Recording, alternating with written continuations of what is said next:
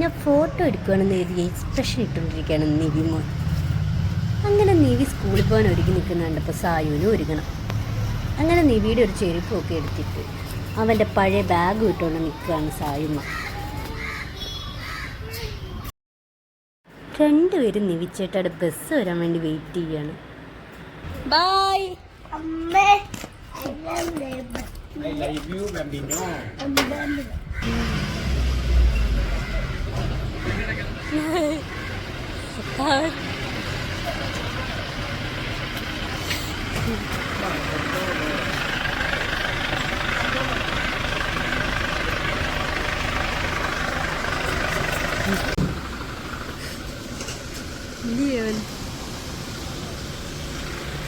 ചേട്ടാ എവിടെ പോയി സായു?